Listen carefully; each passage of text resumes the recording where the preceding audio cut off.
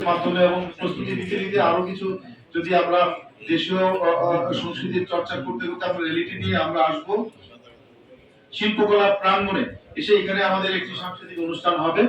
পাশাপাশি 2 দিন ব্যাপী আমরা একটি মেলা করতে যাচ্ছি এরকম সিদ্ধান্ত আমরা নিয়েছি যে মেলাটি শুরু হবে আমাদের চৈত্রের শেষ দিনে এবং বৈশাখের প্রথম দিনটি, তারপরে 2 দিন ব্যাপী একটি মেলা হবে আমাদের টাউন হল প্রাঙ্গণে এবং এটি হবে একেবারে ঐতিহ্যগতভাবে উন্মুক্ত মেলা। আমরা এখানে আর্টিফিশিয়াল কিছু রাখবো না, স্টেজ না, কিছু না।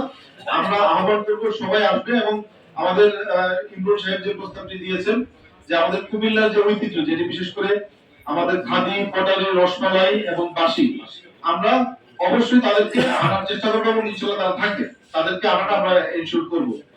আর অন্যান্য যে সাংস্কৃতিক গোষ্ঠীগুলো রয়েছে বিভিন্ন প্ল্যাটফর্ম গুলো রয়েছে আমাদের বাবুল সাহেব বলেছেন একটা সময় তাদেরকে চাপিয়ে দেওয়া হতো, আমরা কাউকে কিছু চাপিয়ে দেবো না। আমরা শুধুমাত্র সবাইকে নিয়ে রাষ্ট্রীয় প্রোগ্রামটুকু করবো একটা নির্ধারিত সময়ে নির্দিষ্ট গণ্ডির মধ্যে, এরপরে আমরা যার যার মতো প্রোগ্রাম করবো। একটু প্রস্তাব আসছে যে আমরা যেন আবার বিতর্কিত কোনো ব্যক্তিকে প্যাট্রোনাইজ না করি, এই বিষয়টি আমরা সচেতন থাকবো।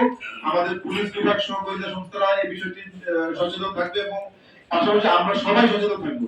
আমাদের একজন বোন বলেছেন যে তাদের ইফটিজিং এর একটি বিষয়, এটি শুধুমাত্র পুলিশ দিয়ে এবং আইন শৃঙ্খলা বাহিনী দিয়ে আমরা এই সমস্যার সমাধান করতে পারবো না, কারণ আমার বোন, আমার মা, আমার স্ত্রী, আমার কন্যার রক্ষার দায়িত্ব আমার।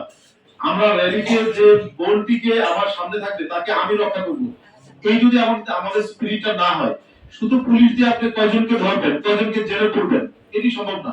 সো আমাদেরকে আমরা একদিকে সংস্কৃতির চর্চা করব, কিন্তু ওইটা তো আমার সংস্কৃতি না যে আমার বোনটিকে আমি ফিজিং করবো।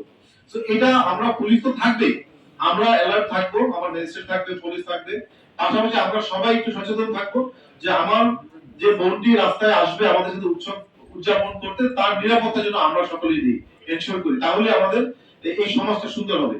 আমার মনে হয় যে আমরা সকলের মতামতের প্রেক্ষিতেই এই কর্মসূচি